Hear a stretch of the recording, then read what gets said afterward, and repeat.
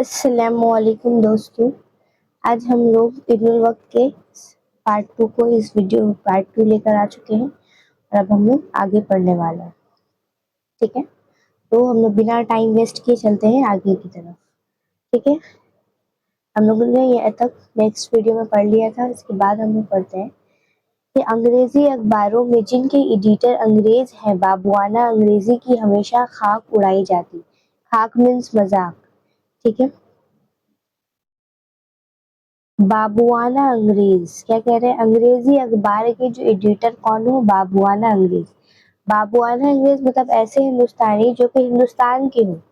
ٹھیک ہے، لیکن وہ جو ہے رنگ ڈھنگ پورا کس کا اختیار کر چکے ہو؟ انگریزوں کا اختیار کر چکے ہو. پورے طور سے وہ انگریزوں کے رنگ میں پورے ڈھل بھی نہیں چکے ہو، تو اسے ہم لوگ کہتے ہیں بابوانہ انگریز. ٹھیک ہے نا، مطلب وہ ہندوستانی ہی ہے لیکن وہ انگریز کا لباس یا انگریز کو فالو کرنا چاہ رہے ہیں. تو بابوانہ انگریز جو بننے کی کوشش کرتا تھا نا، اس کی ہمیشہ مذاق اڑائی جاتی تھی.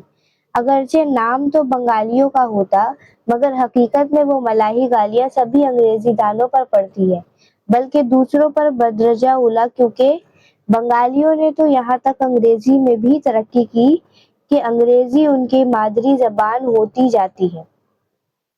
اور بعض بنگالی تو انگریزی میں اس درجہ گویا اور فصیح کے معنی ہوتا ہے فصاحت والی، خوش بیان. ٹھیک ہے، کیا ہوتا ہے اس کے معنی؟ خوش بیان. ٹھیک ہے، بلیغ کے معنی ہوتا ہے بلاغت والا. ٹھیک ہے، ہو گزرے ہیں اور ہے کہ انگریز بھی ان کا لوہا مانتے ہیں مگر ایسے مثال ساز ہے چند ہے. ٹھیک ہے، اتفاقاً ہے شاید ہی ہے. ٹھیک ہے، اس کے معنی ہوتے ہیں. کیا کہنا چاہ رہے ہیں اس پیراگراف میں؟ نذیر احمد کہنا چاہ رہے ہیں کہ اخبار میں جو ایڈیٹر کیا ہوا کرتے تھے؟ بابوانہ انگریز ہوا کرتے تھے، تو اس کی مذاق اڑائی جاتی تھی. ٹھیک ہے، کہ اب کیسے مذاق اڑائی جاتی تھی؟ ملاحی گالیاں دی جاتی تھی. ملاحی گالیاں مطلب ایسی گالیاں جو بغیر کسی نام کے لی جاتی ہوں. کسی کا نام لیے بغیر جو گالی ہوتی ہے اسے کہتے ہیں ہم لوگ ملاحی گالیاں. بنگالی جو ہوتے ہیں یہ جو ہے صرف بابوانہ انگریز کو کہتے ہیں گالی دیں گے، گالی دے رہے ہوتے، لیکن دراصل یہ گالی صرف سبھی لوگوں پر پڑتی ہے. ایسا نہیں کہ صرف بنگالی کو دے رہے، بنگالی کا نام لے کر سبھی لوگوں کو گالی پڑتی تھی. ٹھیک ہے،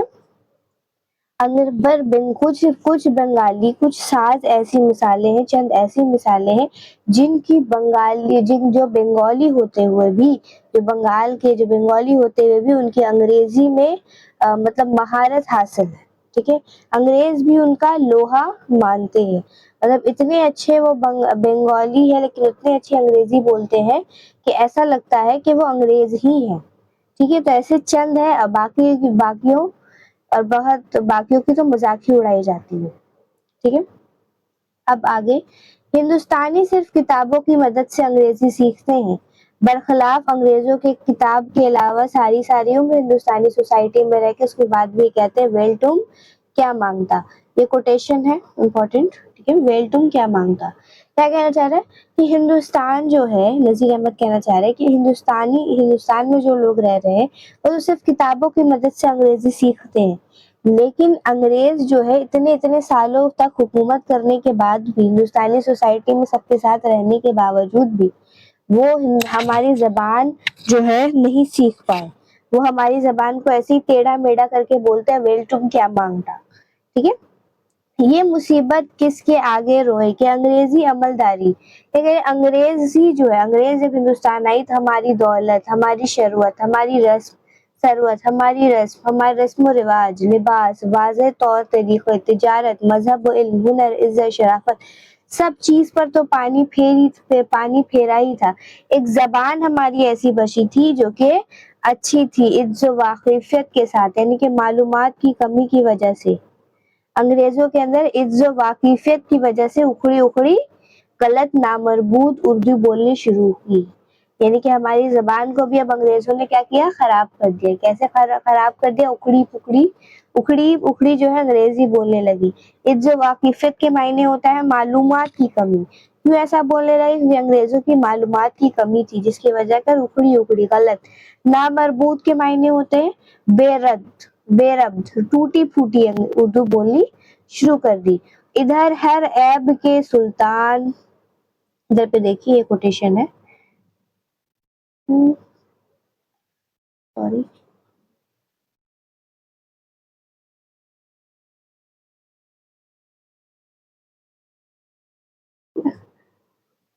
इधर हर ऐब के सुल्तान बापसंद हुनरस, ये कोटेशन है। कहते हैं इसके मायने है कि जैसे कहते हैं जो जो हुनर सुल्तान को पसंद हो वो क्या बन जाती है, हुनर बन जाती है।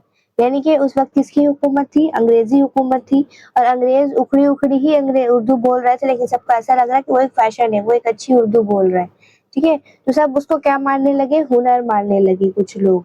लेकिन हमारे ही भाई बनने लगे उसकी तकलीद करने, यही वाली बात कह रहे हैं, ठीक है।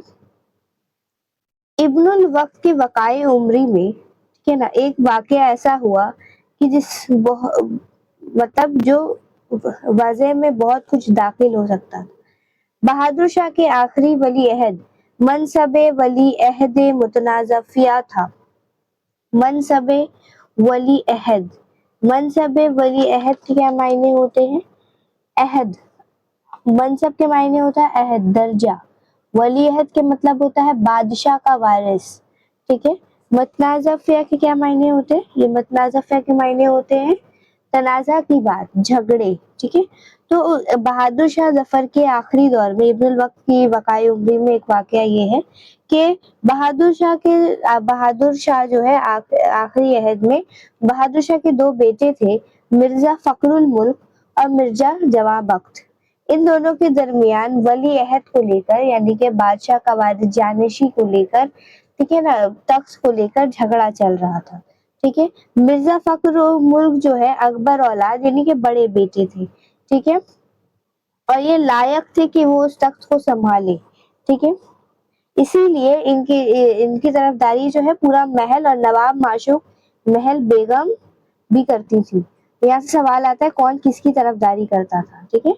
मिर्जा जो है मिर्जा फखरुल मुल्क की खाला भी होती, ठीक है। ठीक, मिर्जा जवां बख्त अपने वालिद नवाब जीनत महल बेगम, ये याद रखना, खोटे पर कूदते थे, जिनको बादशाह के मिजाज में बड़ा बड़ा मतलब एकदम नाज था, ठीक है। बात यहाँ पे ये है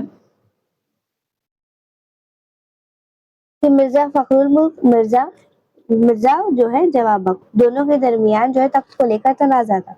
मिर्जा फखरुल जो है बड़े औलाद थे और वो जो है उस तख्त को संभालने के लायक भी थे, इसलिए कि पूरे महल और नवाब माशूक महल बेगम जो कि उनकी खाला थी वो भी उनका साथ देती थी।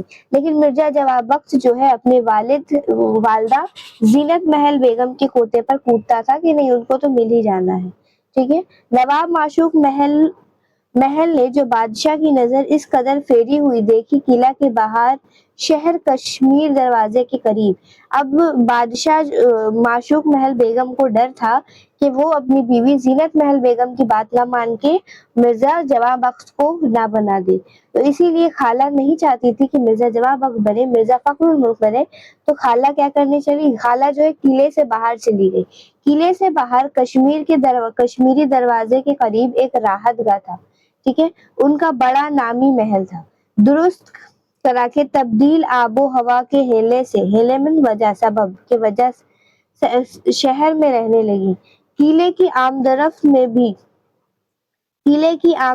भी नहीं की, मगर मालो मता साजो सामान सब कुछ लेकर राहतगाह उठवा, मतलब वो अब क्या हो गई, वो वहां से क्या कर रही है, राहतगाह जा रही है जो कि कश्मीरी दरवाजे के करीब है। लेकिन गदर हुआ 1857 की, जो गदर हुई 1857 की गदर के अगले ही दिन क्या हुआ, नवाब माशुक महल जो है उन्होंने इब्नुल वक्त को हुक्म दिया कि राहतगाह का तमाम सामान जो है, ठीक है, वो तमाम सामानों को क्या किया जाए, उठा के महल से उठा के ले आए, यानी कि राहतगाह में से तमाम सामान जो है उठाकर ले आए, ठीक है। लेकिन उठवा लाओ और राहतगाह के मकानों में फकड़ डालो। गदर के चौथे दिन का जिक्र है, मतलब क्या हुआ कि पहले तो क्या हुआ कि कश्मीरी दरवाजे पहले जो है खाला जो है चली गई राहतगाह, ٹھیک ہے. پھر بعد میں وہ اپنے ابن الغدر کے دوسرے ہی دن جو ہے ابن الوقت کو حکم دیتی ہے کہ وہاں پہ فقر ڈالو. فقر ڈالو مینس کفر ڈالو. کفر ڈالو مطلب تالا ڈالو. وہاں پہ تالا لگا دو, تمام چیزوں کو لے کر واپس محل آ جاؤ. ٹھیک ہے. تو غدر کے چوتھے دن کا ذکر ہے. ابن الوقت جو ہے کوئی 2 گھڑی دن رہے, 2 بج رہا ہوگا, گھڑی کیمپ روانہ کرتے ہیں, بعد قلعے کی طرف چلا آ رہا تھا. تو آپ 2 یعنی کہ 2 ابن الوقت اور 2 نوکر تھے اور 3 مسلح تھے, جو کہاں سے آ رہے تھے, موشن خاں کے کٹرے سے آگے بڑھ کر کھلے میدان میں پہنچے, جو میگزین اور کالج کے درمیان میں واقع تھا. ٹھیک ہے. دیکھتے ہیں کہ سڑک کے بائیں طرف انگریزوں کی کچھ لاشیں پڑی ہیں. یہ دیکھ کر ابن الوقت کا کلیجہ دھک سے رہ گیا. ابھی نماز مغرب کو کوئی آدھے گھنٹے کی ہی دیر تھی. ادھر آفتاب کا جنازہ کفن خون آلود شفق پہنا کر تیار کر چکے تھے. یہ قبر مغرب بھی اتارے, ادھر بے کفن کی لاشیں دیواروں کے سائے کا ماتمی کفن پہن چکی تھی. کیا کہ یہ سارا جو ہے یہ پورا سین کو ڈسکرائب کر رہے ہیں نذیر احمد. ٹھیک ہے. کیا کہہ رہے ہیں کہ جب موشی وہاں سے تالا لگا کے وہ لوگ واپس آ رہا ہے, تو 2 نوکر 3 مسلح کے ساتھ جو ابن الوقت آ رہے ہیں, تو بشہر دیکھتے ہیں سڑک کے بائیں طرف ایک انگریز کی لاش جو ہے پڑی ہوئی ملی. تو ابن الوقت کا کلیجہ کیا ہو گیا, دھک سے رہ گیا. ٹھیک ہے. مغرب کے وقت تھا, وہ مغرب کو صرف آدھے گھنٹے کی دیر تھی. ادھر آفتاب کا جنازہ خون شفق, یعنی کہ کیا بولا جا رہا ہے کہ آفتاب کا جنازہ جا رہا ہے مینس سورج ڈوبنے والا ہے, اور کیسا ہو رہا ہے, موسم کیسے ہو رہی, پورے لال ہو رہے ہیں. سورج ڈوبنے کا وقت جب جو منظر ہوتا ہے, اس منظر جو لالی چھائی ہوتی ہے آسمان میں, اس لالی کو جو ہے بتانے کی کوشش کی گئی ہے. اس وقت کی جو سین ہے, اس سین کو دکھانے کا کوشش کیا گیا ہے. ٹھیک ہے. 5 چکیوں سے ذرا ادھر تھے کہ پیچھے سے پیروں کی آہٹ آئی کہ کوئی شخص لپکا ہوا چلا آ رہا ہے. وہ ابھی دیکھ رہے تھے کہ کوئی شخص پیچھے سے آ گیا. ٹھیک ہے. 5 چکیوں سے اترتے ہی کچھ شخص آیا. اس شخص نے دور سے ان شخص کو دیکھ کر پہچان لیا. ان میں آقا کون ہے برابر آ کر, یعنی کہ وہ جو شخص پیچھے آ رہا تھا, تو ابن الوقت اور باقی نوکروں کو دیکھ کر وہ دور سے پہچان لیا کہ اس میں سے ابن الوقت کون ہے, ان کے آقا کون ہے, باقی لوگ کون ہے. تو وہ آ کر مؤدب باسلی کا, یعنی کہ بہت عزت سے وہ سلام کرتا ہے. ٹھیک ہے. سلام پیش کرتا ہے. اس کے بعد وہ کسی کا پوچھنے کا منتظر نہیں رہتا کہ وہ کون ہے, وہ خود ہی بتا دیتا ہے. ابن الوقت نے آنکھ بھر کے دیکھا تو کوئی 28-30 برس کا عمر کا نوجوان آدمی تھا. 28-30 برس کا عمر کا نوجوان آدمی تھا. انگریزی خدمت گاروں یا اجدالیوں کی سی وجہ رکھتا تھا. ایسا لگتا تھا کہ وہ انگریز کا خدمت گار ہے یا کسی کا ممبر ہے. ٹھیک ہے. 2 پٹا سر سے باندھا ہے, اور جو ہے کمر, اور وہ چلا آ رہا, گویا نوکری پر چلا آ رہا. ایسا لگ رہا ہے کہ وہ نوکری پر چلا آ رہا ہے. وہ ابن الوقت کے پوچھنے کا بھی منتظر نہ رہا, وہ خود ہی بول دیا میرا نام کیا ہے, میرا نام ہے جانثار. ٹھیک ہے. کیا بول دیا, اب کتنے سال کا یہ تھا, 28-30 برس کا تھا. ٹھیک ہے. 28-30 برس کا تھا. کیا نام ہے اس کا, جانثار. اس میں بہادر کی پٹھانوں میں سے ہوں. کیا بول رہا ہے, اور میں بہادر کے پٹھانوں میں سے ہوں. میں جانثار ہوں, میں بہادر کے پٹھانوں میں سے ہوں. 4 برس سے رتک کے میجسٹریٹ نوبل صاحب کے اردالی ہوں. ٹھیک ہے. اردلی ہوں. ٹھیک ہے. ہمارے صاحب کئی مہینے سے بیمار ہے, رخصت لے کر ولایت جا رہے تھے, اور ممبئی تک مجھے ساتھ لیے جاتے. آج چوتھا دن ہے غدر. ٹھیک ہے. ہم لوگ ڈاک بنگلہ میں آ کر ٹھہرے. دوپہر کو غدر ہو گیا. صاحب کا مزاج نادرست تھا, بھاگ کر کہیں جا نہ سکے, یعنی کہ ان کی طبیعت ٹھیک نہیں تھی, طبیعت ساز نہیں تھی, اس کی وجہ سے وہ کیا ہو گئے, کہیں بھاگ نہیں پائے, تو وہ پکڑا گئے ہے نا. تینوں یعنی کہ ہندوستان کی جو انگریزی سمجھ کر ہندوستان والے نے ان کو بھی مار ڈالا. تینوں نے ان کو لے جا کر کشمیری دروازے کے گارڈ میں قید کیا. وہاں اور بھی چند انگریز پکڑے ہوئے تھے. آج سب قیدی کو کھڑا کر کے ناحق جو ہے ساری قیدی کو کھڑا کر کے وہاں پہ ان کو مارا جا رہا ہے. ہمارے صاحب بھی زخمی ہو کر ان میں جان ہے. مطلب وہاں بھی زخمی ہو کر میرے صاحب بھی وہاں پڑے ہیں کہ ایسا لگ رہا ہے کہ ان میں اب جان تھوڑی سی بچی ہے. ٹھیک ہے نا. ڈر کے مارے ان کو اچھی طرح دیکھ تو نہیں پایا میں, دیکھ نہ سکا, اور آگ بچا کر مسجد کے پانی بدلی لے کر ان کے پاس رکھ کر آیا ہوں. ٹھیک ہے, یہ خدا واسطہ کا کام ہے. اگر آپ سے ہو سکے تو ہمارے صاحب کی جان بچائیے. آپ کو بڑا درجہ ہوگا. کیا کہنا چاہ رہا ہے کہ جانثار کہہ رہا ہے میں جانثار ہوں. ٹھیک ہے, وہاں میں نے دیکھا ہے کہ وہاں پہ اور بھی انگریز قید ہے, وہاں پہ میرے صاحب بھی قید ہے, ان کو زخمی ہے وہ, میں پانی جلدی سے چپکے سے دے کر آیا ہوں, آپ میرے صاحب کی جان بچا لیں. یہ کہہ کر جانثار جو ابن الوقت کی پیروں پر گر پڑا. ٹھیک ہے, اور وہ کہہ رہا ہے اب میری جان بچا لیجیے. ابن الوقت نے جانثار کو زمین سے اٹھایا اور کہا کہ کچھ مطلب کہہ رہے کہ ہاں کچھ باغی تلنگے جو ہے ایسا کر رہے ہیں, کچھ شک نہیں, ظلم صریح اور کسی مذہب و ملت میں روا نہیں, اور اگر میں تمہاری حفاظت کر سکوں تو میں فرض انسانیت سمجھتا ہوں. کیا کہنا چاہ رہا ہے, اگر میں تمہاری مدد کر پاؤں تو میں کیا سمجھتا ہوں کہ میں انسانیت کا فرض نبھا دوں, فرض انسانیت سمجھتا ہوں. چاروں طرف شخص لوٹ کر پھر لاشوں کے پاس گئے. ٹھیک ہے, سب لاش کے پاس گئے. جانثار نے سب کو نوبل صاحب کے سر پر لے جا کر کھڑا کر دیا. ٹھیک ہے, پھر جانثار نے ہاتھ لگایا تو بدن گرم تھا. ٹھیک ہے نا, بدن گرم تھا. پھر لتھڑے ہونے کی وجہ سے اس وقت معلوم نہ ہو سکا کہ کہاں پہ زخم میں لگی, یعنی کہ خون سے لت پت سے پتہ نہیں چلا کہ کہاں پہ جو ہے چوٹ لگی ہے. ٹھیک ہے نا. جانثار نے ابن الوقت اور اس کے نوکروں کی مدد سے صاحب کی چڈی چڑھائی, صاحب کے پینٹ کو انہوں نے چڑھایا. ٹھیک ہے, ابن الوقت اور نوکروں کی مدد سے. صاحب اس قدر بے ہوش تھے کہ ان کو سنبھالنا دشوار تھا. سارے راستے ابن الوقت اور ان کے نوکر نے سہارا لگائے ان کو لے کر آئے. ٹھیک ہے, ابن الوقت نے ان کو اٹھوا لیا, مگر اس وقت تک ابن الوقت نے تو ان کی جان بچا لی, لیکن وہ جب ذرا بھی نہیں سوچا کہ گھر پہنچ کر کیا کرنا ہے, کہاں پر رکھنا ہے ان کو.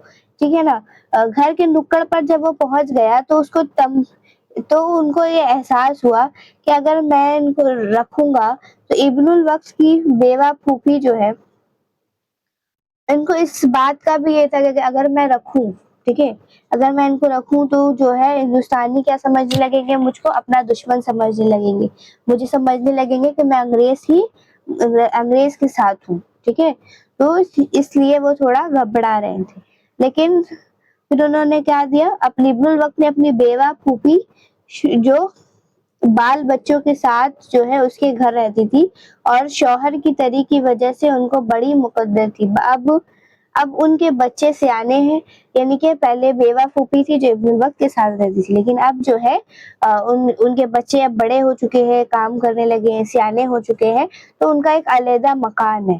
ٹھیک ہے نا, تو 15 تر کر کے ابن الوقت کے مکان کے پہلو میں زمین ملی تھی.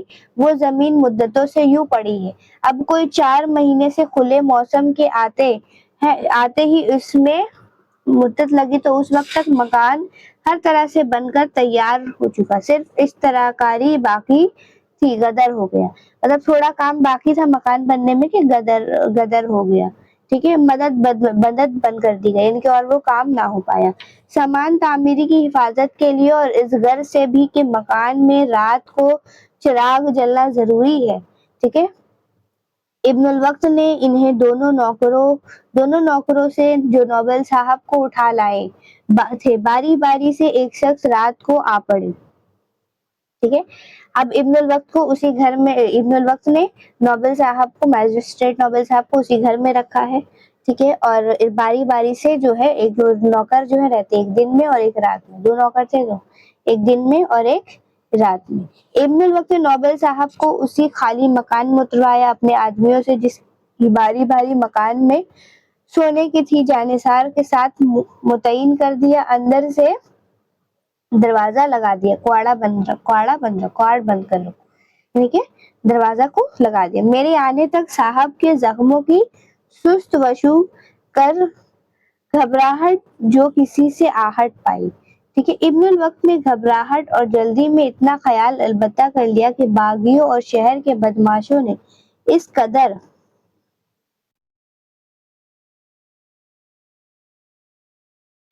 سر اٹھا رکھا ہے کہ ناحق انگریزوں کی لگاؤ کا چھدار رکھ رکھ کر لوگوں کی جان و آبرو کی خواہ ہے. ٹھیک ہے.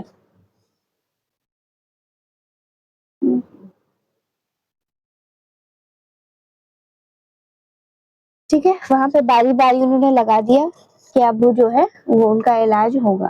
ٹھیک ہے. تو ابن الوقت جو ہے اب گھبرا بھی رہا ہے کہ کوئی دیکھ نہ لے، تو اسی لیے وہ جائے گا ابھی شہر کے شاہ حقانی صاحب کے پاس. ٹھیک ہے. ابھی ہم لوگ آگے اور اسٹوری پڑھتے ہیں، ہم لوگ کو سمجھ میں آئے گا. ٹھیک ہے. بے کسی زبردستی کے آسرے کی اتنی بڑی جو حکم کا اپنے سر لینا ٹھیک نہیں. وہ سوچتے اتنا بڑا جو یہ ماجرا ہے اس کو اپنے سر لینا بالکل بھی ٹھیک نہیں ہے. کل کلا کے دیوار ہم گوش دار خدا ابری گھڑی نہ لائے. اس طرح بات کھل پڑی تو میں اکیلا چنا بھاڑ کیا کر لوں گا. اگر یہ بات کھل گئی کہ میں کسی انگریز کی مدد کر رہا ہوں تو میں اکیلے کیا کر لوں گا. مجھے سارے ہندوستانی تو مل کر خلاف سمجھیں گے کہ میں ان کے خلاف ہوں. تو پاس شاہ حقانی صاحب ہے. ٹھیک ہے. شاہ حقانی صاحب یہ بھی امپورٹنٹ ہے. شاہ حقانی صاحب جو ہے پورا شہر ان کا معتقد تھا. ٹھیک ہے. معتقد مینس ماننے والا تھا. ٹھیک ہے. اعتبار رکھنے والے تھا، عقیدت مند، ان کا عقیدت مند تھا. ٹھیک ہے. لیکن وہ جب وہاں جاتا ہے تو خانقاہ میں جو ہے پہلے سے ہی وہاں پہ بہت سے لوگ آئے ہوئے تھے. ابن الوقت کے ذہن میں یہ بات آئی کہ اگر شاہ حقانی صاحب جو ہے میرے سر پر ہاتھ رکھ دے تو میرے کو کوئی دقت نہیں ہوگا، کوئی خدشہ نہیں، میرے ساتھ کوئی بھی مشکل پیش نہیں آئے گی، کوئی خطرہ کوئی خوف کی بات ہی نہیں ہے. خطرہ خوف کی بات ہی نہیں ہے. بس ابن الوقت نے مکان کے اندر پانوں میں نہ رکھا اور سیدھا خانقاہ ہو لیا. یعنی کہ وہ سیدھا کہاں چلے گئے؟ شاہ حقانی صاحب کے پاس. وہاں پہنچ کر دیکھا تو ساری خانقاہ میں کھچا کھچ بھی آدمی بھرے پڑے. ٹھیک ہے. کیوں بھرے پڑے تھے؟ کیونکہ باغیان علم خانقاہ جہاد کے فتوے پر مہرے لگانے آیا. ٹھیک ہے. باغیوں کا سردار جو